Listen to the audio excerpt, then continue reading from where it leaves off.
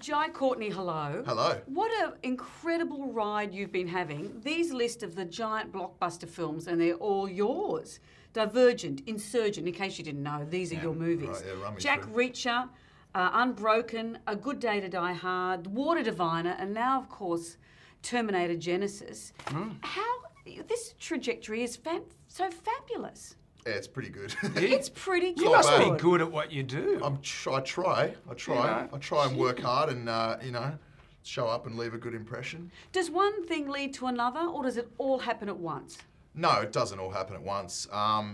It's a funny thing, things kind of accelerate at different times and then slow down. And I think to the outside kind of audience, the perception is that it's running at 1,000,000 miles an hour. But I don't really know what's next after the project I'm working on now. So to me, that feels incredibly unstable, and I'm worried about if I'm going to have a career this time next year, but it might not seem that way on paper. So it's a funny thing, It's I think it's a much slower burn than you might be. Well, your role as Kyle in the new Terminator, did you have to audition for that, or did someone just say you can do this? Yeah, no. Actually, originally when I heard they were making the movie, I was told there wasn't a role for it in me. That I sort of fell in an awkward age gap that wasn't going to work.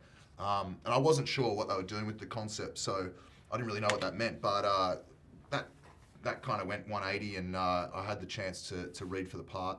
And it was a pretty intense audition, actually. They tested me with Emilia Clarke, who plays Sarah Connor, and about 4 hours we were in there with our director, kind of jamming on stuff and making sure that all that kind of nuanced material within the scenes was something that we could achieve and that we had chemistry. And they don't really take too many chances with the big franchise stuff like this. They want to make sure they got the right people for the job. But you're over the line. You're doing all these great movies, so they're just going, we'll go with Jai. Let's go with him. It doesn't really work out that way. I mean, look, it can. I think if you get to a point where your name brings a certain amount of kind of box office appeal, maybe things get a little heading down that track a little more. But I'm not there yet, so I've still got to scrap and scrape for the gigs I get. We all have an image of what Hollywood is like and what it would be like to work there. The egos, the trailers, the cigar chomping agents. Is it anything like the picture we have in our heads? Cigar chomping agents? Not really. No, it's not. I mean, look, there's certain cliches that you come across, of course, but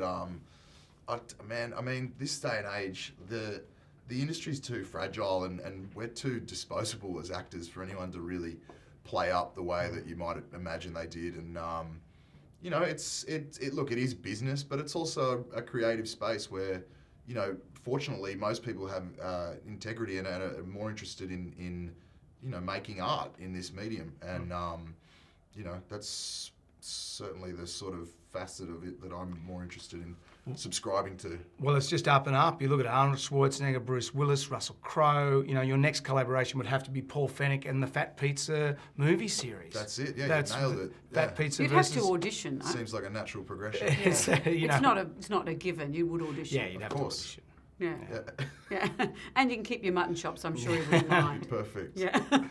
Well, congratulations on the film. It is Thank you. Extraordinary. And to see all this incredible body of work that you've just had behind you in such recent years, just congratulations. Well, Australia's Got I know, Talent it does now. sound like that. You're going through to Sydney, You are Jai. going through to Sydney, Congratulations. Jai. I give you a Thank 7 you, out of guys. 10. Follow your movie dream. Thank you so much.